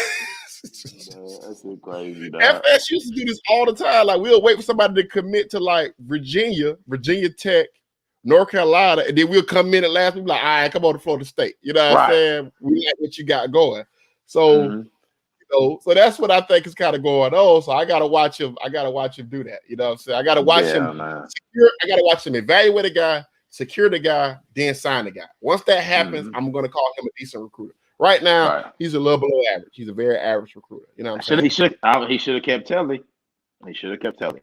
I agree with that wholeheartedly. That he should have kept Telly. I thought keeping Telly would have been important. I thought firing Odell would have been really important. Bringing in a real legit defensive tackles coach that could almost head coach your defense to go somebody to pair with Adam Fuller. They needed somebody to pair with. You know, I would have never hired. Well, I would have just gave Dan Lanning all the fucking money that he wanted. Dan Lanning, you want $2 million? Here's $2 million. Come coach my defense. Like, at some point, you have to just throw money at the problem. Like, I mean, that's how corporations do it. They just throw money at the problem. I watch them do it all the time in the stock market. Did we really lose him over three? We really lost him over $300K? Probably not. Probably lost him because he just didn't want to come to a shitty program and you know, take some shine off his star. But still, I'd have made the point made. I'd have put it had been out there that Florida State offered Dan Lanning $2 million and he turned it down. Like you'd had to explain that shit to your wife. You'd be like, your wife would be like, hey, you turned down $2 million? What's he getting in Georgia? Like 9? But now he's getting 2. He's getting 2 now, but at that time I would have gave him 2. Lanning's getting 2 from Georgia? I think he's getting like 1.5, 1.6. Damn, I think I should have been a college coach. Because Texas offered him almost $2 million. Texas is printing money. They just throwing it out there. That's how you fix it. Hey, Sarkisian gonna get them back pretty quick. But that's how you fix the problem. That's how you fix the damn problem. You throw money at it. Like you just throw money at it, dog. Like you gotta think about it, dude. Alabama was in the dirt. They threw money at the problem, bro. Like that's what you gotta. If you firmly believe that Dan Lanning could coach defense and he'll be a great defensive coordinator, throw the money at the problem, man. Fix the problem, man. You know what I'm saying? And your return on investment, you'll make it back. You know what I'm saying? You're gonna make the return on investment back. We had Tag out here coaching with a food stamp card. Man, Tag had Hampton, who he didn't want coaching. He got down to his 5th defensive coordinator, and like that should never happen at a big time university. That should never happen, man. That should never happen, man. So you know, at the end of the day, but I think that mindset is changing. I think that mindset is changing. Yeah, man. I mean, Walt Bell, who's at Maryland. I mean, you hiring people from Maryland, bro. Like, what are we doing? Like, there was no way that shit was gonna work. There was no there's no way that shit was gonna work. It just wasn't, man. It just wasn't. Dabo hired Brent Venables. Dabo hired Brent Venables from Oklahoma. Yeah, so you got to think. I mean, of course, he was on his way out of Oklahoma, so they say, but still, he didn't go to fucking. I mean, he didn't go to Memphis. Man, that's Walt Bell, man. Walt Bell. So I got another question right here. I got another question. They said, if Norvell only wins 5 games, what will the recruiting ranking with FSU have? You confirm them putting them right back where they at now, 22, 22 ranked class. Yeah. Yeah. I'm talking about the one they had last year. The last year, what it was? 18, 19, 20, 21? If he's talking, is he talking about next year? If he wins, next year's class. Yeah. Oh man, see, look, if he wins 5 games, that's an egg will give you 8 wins in 2 years. So you're already below Willie. So I had to put that out there just to remind people that. But what are you selling besides playing time? In that case, what are you selling to a recruit? Because playing time works, but if you're not gonna win, it ain't gonna be fun. I mean, so he had a number 23. He had number 20, maybe 28, 30-ish. Well, he had a 23 ranked recruiting class last year, right? So if he win 5 games, he would have a number 24, 25 ranked recruiting class again.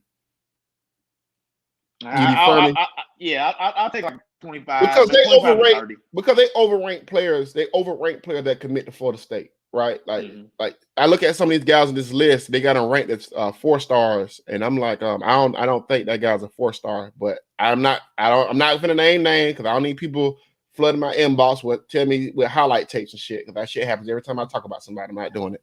So I remember my DMs when the South Carolina transfer committed because I made a joke and said he posted him doing pass interference in his own highlight tape. Yeah. They was in my DMs pissed. Yeah. I'm like, nah, it was a joke. Take it easy. Yeah, people get emotional about this shit. So, nah, but I expect a low recruiting ranking class and expect top 20. I mean, another 25, 30 ranked class. Can we actually handle that? Oh, we're not gonna have a 2022 has to be top 15. If it's not, it's a complete failure. I'm gonna say this, man. Recruiting has changed so much, man, that this idea that a logo recruits isn't true anymore. Like I think that used to be true. I think the last 4 years, 5 years, the last 4 or 5 years has shown you that that's not true. Like when you see a school like South Carolina, right, with Will Muschamp, who was recruiting literally on par with Dan Mullen at Florida. He's recruiting on par with Dan Mullen at Florida. He really was. He's not a good coach. He's not a better coach than Dan Mullen. I'm not saying that. Just saying we're talking about specifically recruiting. You watch Tennessee. These teams are shitty teams. Tennessee, South Carolina. They are bad football, mediocre teams. But guess what? They was out recruiting Florida. They was out recruiting Miami. Miami, Florida, Florida State, in my opinion, logo holds way more weight than those middle and SEC teams. Mm-hmm. But recruiters recruit. Recruiters develop relationships. They keep relationships. And you either got that skill or that talent or you don't. You know what I'm saying?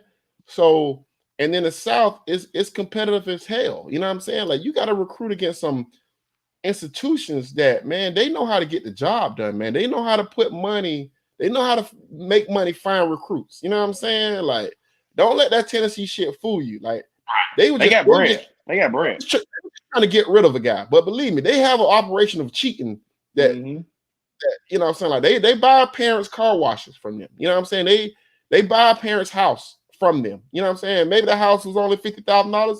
Maybe they pay $250,000 for the house. You know what I'm saying? Like they find ways to get money to these recruits. So, and they find ways to develop relationships, and they start early, man. They start in 5th and 4th grade, man. They find these kids and they stay on top of these parents about these kids. And that's a different level. And you either understand that shit or you don't. You know what I'm saying? You can't just rely on FAMU and the girls at FAMU anymore. Yeah. That doesn't work all the time. Like you might get some guys, but you talking about bringing a top 10, like any school that's recruiting at a top 7 level at this point in time, they are doing work on the trail. They're doing work. It's not no gimme. They're not gimme. You know what I'm saying? Like it's real work being done. So, and playing time only works so much. Like Nick Saban got I think he showed a phone call when he was talking about, this kid was saying this other school told him he'll play more than he'll play at Alabama. He's like, well, why would you want to go somewhere and just have it easy? You could come here, you're going to win national championships. I've proven that. But more importantly, by the time you leave here, you're going to the NFL because you've played against the best. You practice against the best. You only play 12 games, but you practice 25, 30, 40 times. And I got every NFL scout in the world sitting here every day at my facility. That shit sells itself. You know what I'm saying? And then when you got defensive line coaches and offensive quarterback coaches, offensive line coaches and quarterback coaches that's put a lot of guys in the NFL, scouts still come to those schools. Like Will Muschamp, no matter what you think of Will Muschamp, he's put a lot of guys in NFL. Where'd he go? Well, he's at Georgia right now. Yeah. So I mean, but he's put a lot of defensive guys in NFL. So guess what? Scouts are going to still come to wherever Will Muschamp's at, and Will Muschamp can take that shit and he can sell it. He can sell that over and over and over again. It doesn't matter what school he's at. They're going to come pop up and see what's up, Will. You got a linebacker? You got a DN I can look at? That shit sells itself. He don't have to lie about that. You know what I'm saying? Right. You don't have to show that he got 3 guys drafted in 10 years. You know what I'm saying? He's going to have guys drafted every year. So, do you think people making that call to Adam Fuller? I don't think so, bro. I don't think that's happening. You know what I'm saying? That's why I don't think people's calling Adam Fuller, bro. And shit, what's popping down there in China. You know what I'm saying? So Adam Fuller got to prove himself, man. But it would have been better for you to hire a known commodity to do that. You know, no matter what we thought of Mark Stoops was a proven commodity when it came to defensive backs when Jimbo hired him. He had put defensive backs in the league. He had cachet on the trail. You know, we might have didn't know who the fuck Mark Stoops was from Arizona, but the NFL did. And college coaches did. I mean, high school coaches knew who he was. You know what I'm saying? So that shit matters. Nobody knows who Adam Fuller is. NFL, college, high school, nobody knows who that guy is. All right. He was at Accomplished College. I don't know where that's at. You know what I'm saying? I don't know. Accomplished. It was like Accomplished College or some shit. So he was coaching at ICDC. Yeah, bro. Like, you know what I'm saying? So, he was coaching at Everest. Okay, we got some more questions going on. How big do you think the gap in between Miami recruiting wise? It seems like it's getting bigger. Manny ain't it, but making things shake. All right, let's define ain't it. What are you saying ain't it? Like, does Manny, if Manny continue to win 8 to 9 games, right? And Miami keep putting good coaches around him, because he just got the coach from Jimbo, the linebacker coach from Jimbo, because he lost the linebacker coach. Now he got the guy from Jimbo. Pretty sure Jimbo don't have an idiot on his staff at Texas A&M he could pay for the best. So he took a guy from Jimbo. Mm-hmm. People call Dabo ain't it. Is Dabo it now? If you invest in good coaches around a coach that you think can recruit, that coach can be it. You know what I'm saying? Like, everybody don't have to be offensive or defensive savant like Nick Saban or Jimbo Fisher. You know, everybody don't have to be that. Some guys can be like Gene Chizik. Go hire an offensive whiz like Gus Malzahn to coach your offense, put a decent defense out there, recruit like gangbusters at Auburn, and win that championship. You know what I'm saying? So we got to stop saying Manny ain't it after he put 40 to 50 points on us. You know what I'm saying? Maybe he's a good coach. Worse. It could have been worse. They took it easy, yeah. Yeah, they did. They relaxed in the second half. But let's stop saying they ain't it. Let's say that you don't think highly of Manny because he's coaching on the other side. But currently, Manny's a better head coach than Mike Norvell, right? I mean, currently. I would say so. For me, I think the gap is pretty wide right now because, one, Norvell doesn't have the ties to Florida that Manny has. I mean, you can't discredit the amount of weight Miami holds in South Florida, because all those kids in that area, but remember people like Ed Reed, their parents remember Ed Reed. So but at one time, we thought Manny, the players wasn't staying in Miami. Now he's making them stay in Miami. So you have to give him credit for that. You know what I'm saying? So I'm sorry, I didn't mean to cut you. I just wanted to say that. You fine. Yeah. So Ed bringing the old guys back, to Ed Reed. I mean, Miami loves Miami. Like, and you have that area where you're in South Florida, Broward, Dade County, Palm Beach. That recruiting area, if you lock that down, you're always gonna have a big chasm between them and Florida State. Florida State made its name because it was able to go in there against Miami and get some of your dudes, as well as get those national dudes. Miami didn't really have the national dudes growing up. Like, they make it like a quarterback here or somewhere there, but a lot of them cats came from like the Miami gutters, like that area. Yeah. Florida State was able to go in and pick those couple guy here, a couple guy there that you would have kept.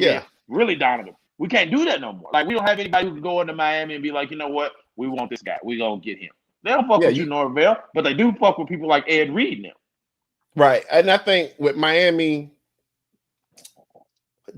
make no mistake, bro. When Miami blew us out last year, that sent a defining message. All right. Like, you got to remember that year that Jimbo went down to Miami and everybody thought Florida State was going to get beat by Miami. Remember that year? And then Chris Thompson ran crazy. Ran crazy in that game, blew Miami out. That set a tone. In Miami that, hey, FSU's back. Jimbo knows the landscape. He gets what he wants now. All right. So the tone has been set down in Miami. Like, make no mistake about it. So if I'm Norvell, I would change my recruiting strategy. My recruiting strategy would be South Georgia, Pensacola, I would cherry pick down in Miami. I would find underrated gyms to develop relationships in Miami. I would find guys like a bunch of Jarvis Brownleys. You know what I'm saying? Mm-hmm.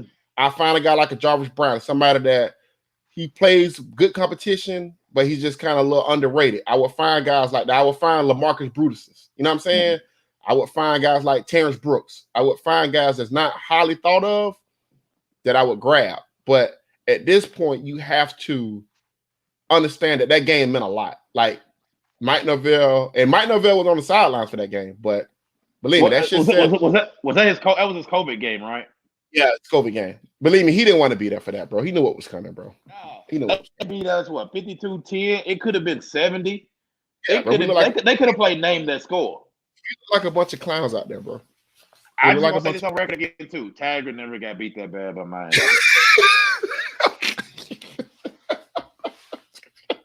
Taggart got fired losing 28-10. Yeah, so if y'all got any more questions, man, y'all can shoot them off. I mean, I'm gonna go ahead. I think I'm gonna cut this YouTube up so that way, because this is long, man. So if y'all got any more questions, y'all can shoot me off, man. Yeah. I'm like, damn, dude, I didn't know we was gonna go this long, but hey, we hanging out. So, but man, I think that it's gonna take Norvell a little time. You know what I'm saying? So it'll take a little time for Norvell to get it going, man. I think they're gonna give him more than enough time to get it going. So I think when he gets, but my opinion of Norvell is that he don't really want to be at FSU. All right, so that's my opinion. My opinion is the minute he wins 7 games, 8 games, you're gonna hear his name mentioned with other jobs. All right, I don't think he embraces the culture of FSU. You know what I'm saying? There is a culture here that you have to embrace. You know what I'm saying? Right. I don't think he really embraces that. I think he embraces more of that Arizona, Midwest, Texas type culture of college coaches being not just kings, but everybody kisses the ring. Mm-hmm. At FSU, you're more at service of everybody else in Tallahassee. You know what I'm saying? Like Bobby was at service. He was at service with everybody. You know what I'm saying? Like, you know, Bobby's the guy. He kisses the babies. He talks to us. He's, you know, he's this, he's that. Jimbo was kind of like the same way until he decided to, you know, say fuck everything. Yeah, but fuck y'all. He was the same way. Like he had high school coaches coming through, and everybody was coming through, hanging out, shaking hands. You know what I'm saying? Y'all come run the camps. Like he set up camps for the former players to just run their own camp. You know what I'm saying? Like he got hotels for former players. Like that shit matters. You know what I'm saying? Even and that Taggart was on the right trajectory there. He started off right, bringing back Mickey, giving Bobby all the love. Like he was doing all the things trying to appease like a certain fraction of the fan base. Right. Yeah, but they was never gonna embrace that like that. It was like the movie, what was that? The Night in Miami, when Jim Brown tried to go in the house, he was like, "We don't let niggas in the house." Like, hold on, Willie. Hold on, Willie. I know we got some ribs in the back and some pork chops. We don't let niggas in the house. Bro, you gonna get this pod canceled. All right, but we don't have any more questions, man. So I think I'm gonna go ahead and get ready to wrap from here. All right, man. If you got anything, man, make sure y'all follow my boy. Darkside Beard, aka Darkside Beard. No, yeah. Farrakhan. I'm not Muslim. I just like Farrakhan because he pisses off Caucasians, so that was why I chose Farrakhan.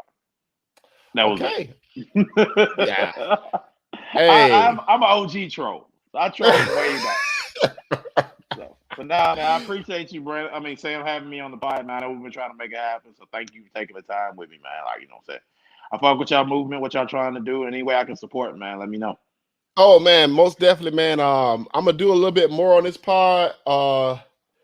Hey, somebody just asked another question. That's a good question, too. You know what? I'm going to answer this question. If Norvell left, who would we go after?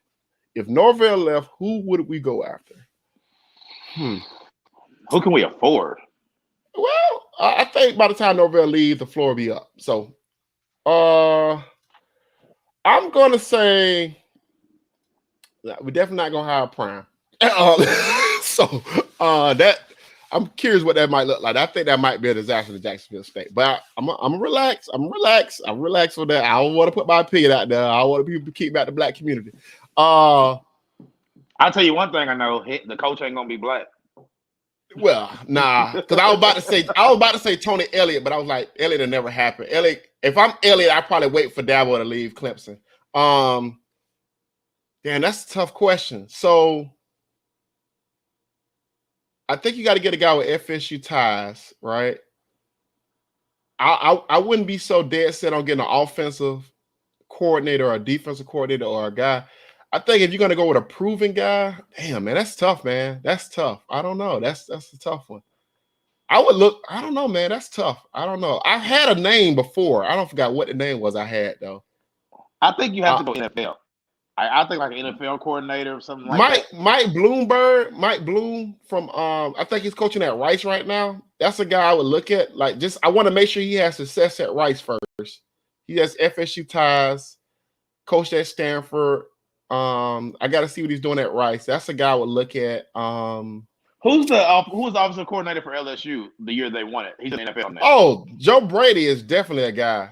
I would go to Joe Brady. Yeah, Joe Brady is a guy I would definitely. Yeah, that's a guy I would definitely unload the clip for to give him a head coaching job. I think he's going to be an NFL guy though. I think Joe's more NFL, but Joe's a guy I would take a look at. Hot commodity guy. Rhett Lashley, nah, probably not. I wouldn't look at Rhett. I don't think he fits Florida. Honestly, though, if I got to have a proven guy, I probably would go Gus Malzahn at UCF, right?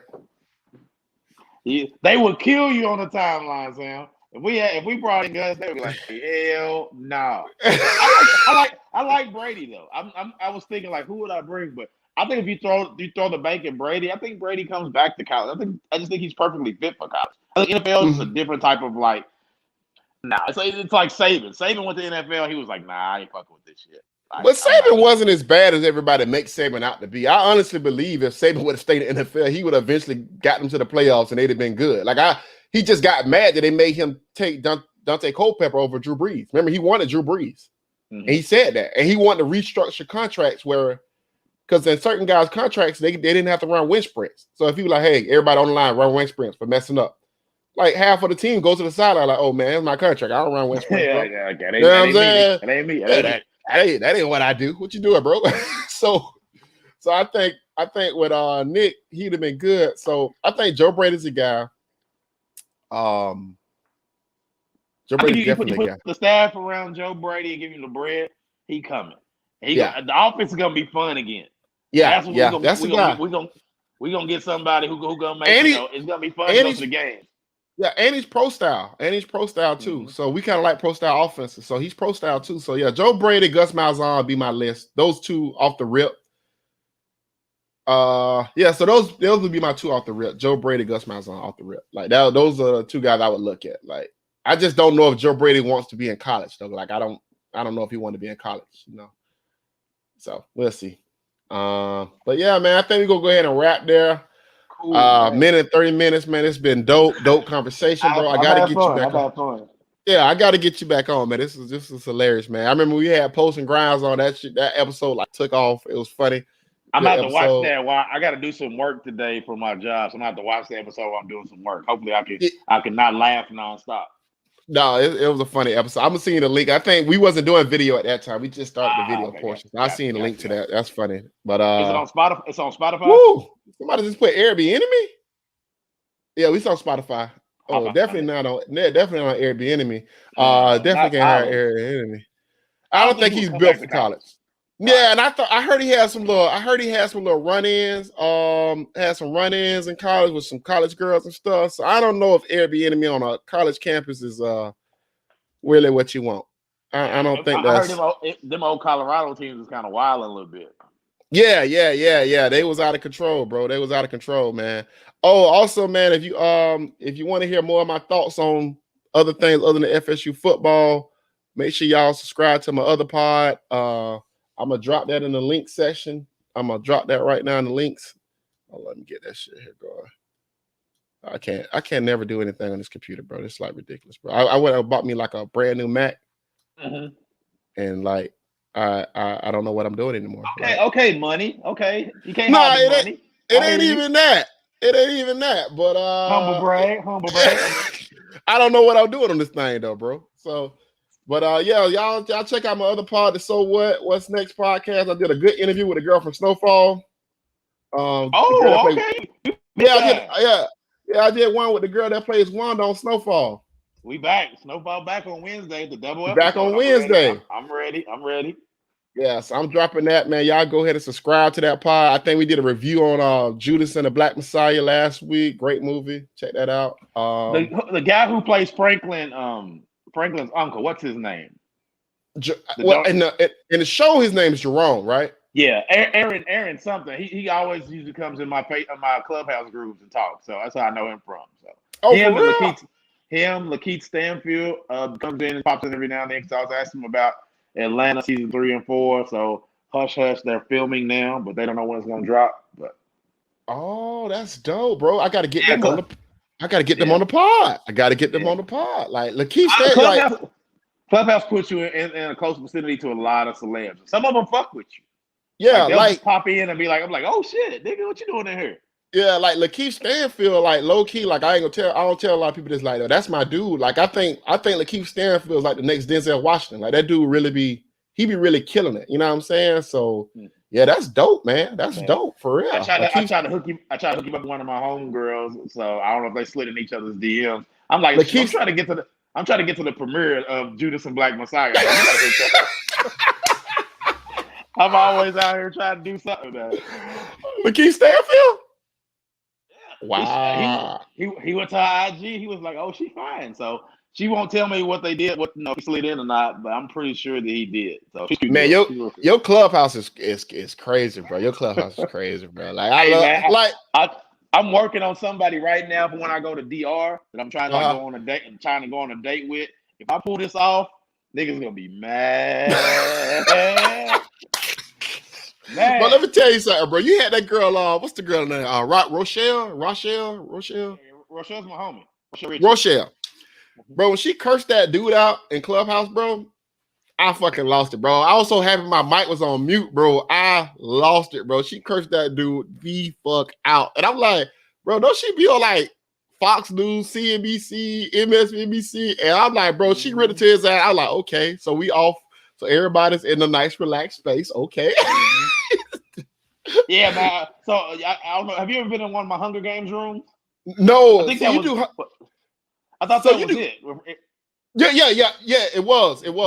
No, it wasn't, because you said y'all supposed to say, because you normally if somebody go off too bad, you be like, hey, yo, we got to say that for Hunger Games. You'll say that, like, say that for Hunger Games. So this is like they was talking about women. You know, y'all always talking about gender roles. So y'all was on this gender role thing, and this dude was like, well, you single? So how the hell you gonna tell somebody? And like, dog, she was like, yeah. I remember what you're talking about. Bro, she started. I heard the hands clapping. I heard the hands clapping in the background. Like, okay, this shit about to go platinum. Like this shit about to go. Like she about to go. Hey man, Clubhouse, I love Clubhouse. You get to see people for who they really are, and they get to take their masks off. So yeah, I've been blessed to have a couple people come through, that I've actually kind of fucked with from there. Yeah, man. Yeah. So, but yeah, you definitely they need to find you on Clubhouse, man. Those groups. If you need an invite, I think I got like 3 invites left. I think you got 6. I got invites, but I don't know who to give them to. So right, you need to invite Clubhouse. They be like, "What's Clubhouse?" I'm like, "Man, never mind." Yeah, if you want to come to Clubhouse, man, just hit me up my DMs, whatever. I'll send you an invite, man, and I get y'all on that, man, because I want to start doing some of our podcasts on Clubhouse. You know what I'm saying? Because I think that'd be dope as hell. So, yeah, man. But hey, I appreciate you coming through. Everybody, appreciate you having me, bro. Click the subscribe button. It's right there. Like the podcast. Go to Apple. Rate that thing 5 stars. You know what I'm saying? Drop a comment. We're going to keep this thing growing. We're going to keep real conversation, rational FSU conversation. You know what I'm saying? So, go Noles all the time. Norvell, fire Odell. Add Adam Fuller as soon as possible. And let's get this thing going, man. We out. All right, man. See y'all. All right.